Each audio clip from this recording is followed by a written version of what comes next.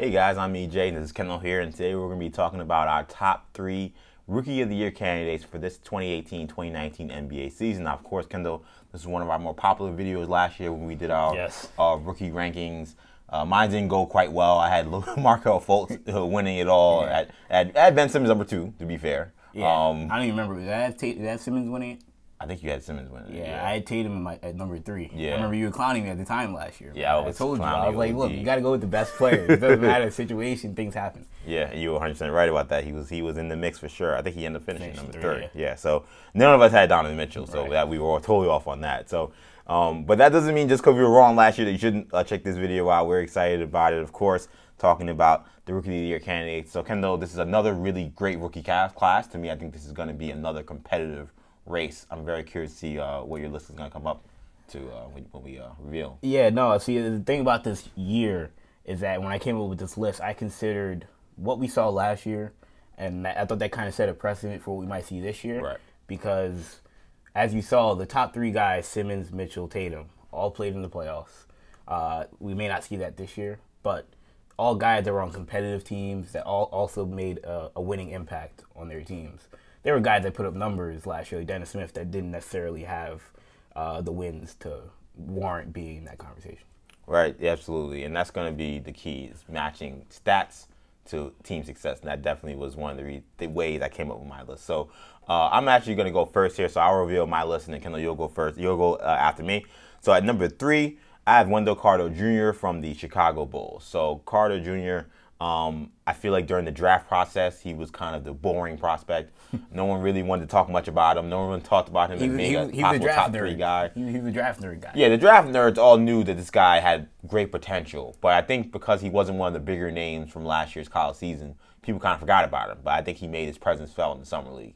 He showed a great inside-out game, way more perimeter game than we saw in Duke. We saw him taking mid-range jump shots, taking threes. And we know what he can do in the post. He's an excellent rebounder. He can block shots. He's just a really solid pro. And I think my reasoning for putting Carter in top 3 is also because I think the Bulls could be on the rise. I think the Bulls are a team I look at in a weak Eastern Conference and feel like this is a guy who can come in immediately, play next to Lowry Markkanen, and they could be competing for a playoff spot. I think 13-8, 14-7, those kind of numbers are very possible for Wendell Carter Jr. from Duke. So that's why he's my number 3 guy. Number 2, I had to go with Kevin Knox. I almost went with my New York Knicks rookie at number 1, but I'm going with Kevin Knox at number 2. I got a lot of confidence in this kid. I didn't want to jump out the window when I first saw the first couple of Summer League games, but the one thing that impressed me about him was I didn't anticipate how much the NBA game would show off his athleticism. You know, and people don't understand the college game is so much slower than the NBA game. It's so much more of a plodding style of game. That's why a lot of these big men who are plodding players who are great in college can't make it in the pros because it's such a totally different game. When we saw in the Summer League is a guy who was going up and down the court with these highlight reel dunks, plays he really wasn't getting that much at Kentucky. He had a couple of those plays, but he was getting them every game in the Summer League. His jump shot is improving. The guy has a natural knack to score. He's 6'8", 6'9", with a great handle. He just has all the tools. I think if you're looking at a player who could possibly be similar to Jason Tatum, I would say Kevin Knox is the guy I look at in this rookie class. If the Knicks had a better chance to win games, I would have put him higher. But because I think that they could be the worst team in the league, I think that the wins won't help him. So he'll put up numbers, but not enough to be the Rookie of the Year, which leads me to number 1 guy, Luka Doncic from Slovenia, playing for the Dallas Mavericks, and a lot of this has to do with wins.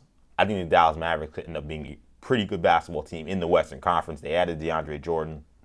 You still got Dirk Nowitzki. You still got Harrison Barnes, Wesley Matthews. You got DSJ at point, who had a very good year last year. He was my number 3 guy in the Rookie of the Year list last year when we did our forecast for the Rookie of the Year voting. And Doncic, I think that it's a really great mesh. He's got, for a guy who is a great passer, he's got a lot of weapons he can get the ball to, get easy shots for. I think he's playing next to a point guard who will be benefited from playing more off the ball in Dennis Smith. And I just think the guy's a winner. I think he comes in and he changes the culture, helps change the culture for the Dallas Mavericks, along with DeAndre Jordan, another guy who's won a lot of games recently. So I have Luka Doncic as my number 1 candidate for Rookie of the Year. Interesting. we have some similarities on our list. Okay. And that starts at number 3. I also have Wendell Carter Jr. Number 3 on my list. Carter is a guy that I feel like he's gonna make an impact on that Chicago Bulls team solely because they've got a lot of guys that do a lot of similar things, but I don't think they have too many guys that do what Wendell Carter does. Markkanen doesn't rebound the way Carter's going to rebound. He doesn't block shots the way Carter's going to block shots. Same thing with Jabari Parker in the front court. Bobby Portis can kind of be like Wendell Carter, but I think Wendell Carter's just a better player. So he's going to get out there more, and he's going to stretch the floor in ways that Robin Lopez won't be able to do. So that's why he's going to get on the court. And like you said, the Chicago Bulls, well, I don't think they're as good as maybe, like you said, the Dallas Mavericks or maybe the Jaren Jackson's Memphis Grizzlies. They're in the Eastern Conference. So they'll make the playoffs. They have a good shot at making the playoffs because somebody's not making it, probably Cleveland. They've lost LeBron. Right. So I think that Chicago will have a real shot at making it. If that's the case, and Carter's averaging 14, 15 points like Jason Tatum did last year, he'll be in that conversation for Rookie of the Year. Number 2, though, we have a difference. I've got Shai Gilgeous-Alexander, point guard from the LA Clippers out of Kentucky, who lit it up in the summer league. Yeah, he really went kind of under the radar during the draft process.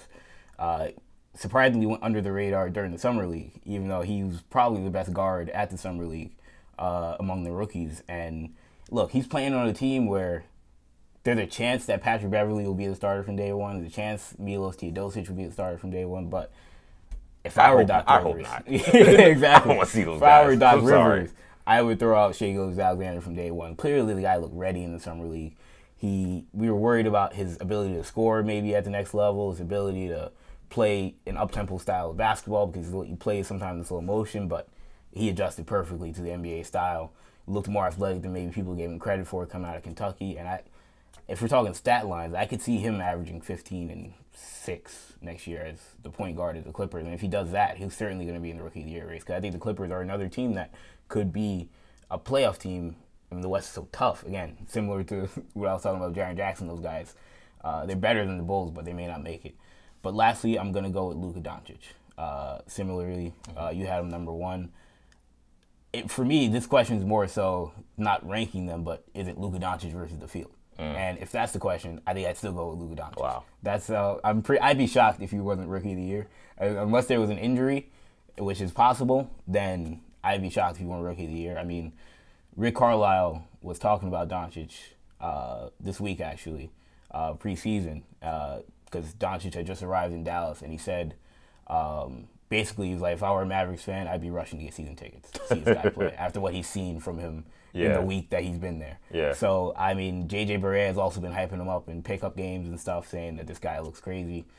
I mean, I think there's a chance he has an outside shot at being in the All-Star game conversation. Wow. That I can't say because of how tough the West is tough. The Western so Conference guards I don't think he'll make it, but I think he'll be in that conversation of, like, similar to Al Mitchell, we kind of threw out, should Mitchell maybe get a talk? You know? And eventually, by the end of the year, we were like, Mitchell he should have been probably considered. one of the best guards in the West.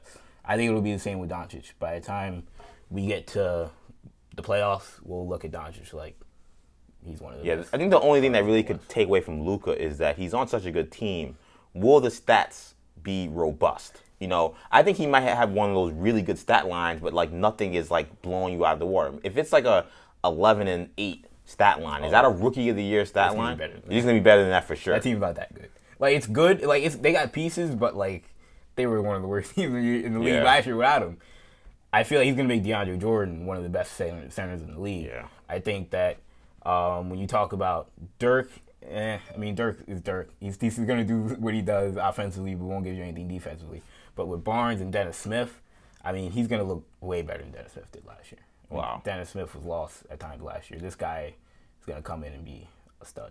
I like the Shai Gilgeous-Alexander pick. He was right outside of the top 3 for me.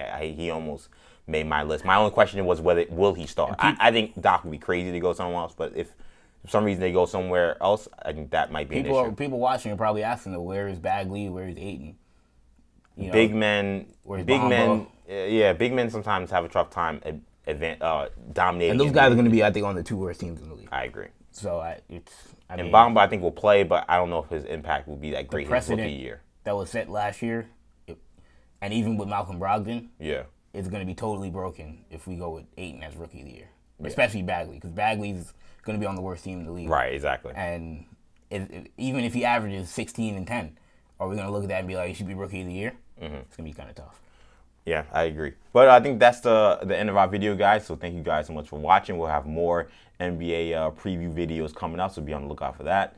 This is Kendall. I'm EJ. Peace.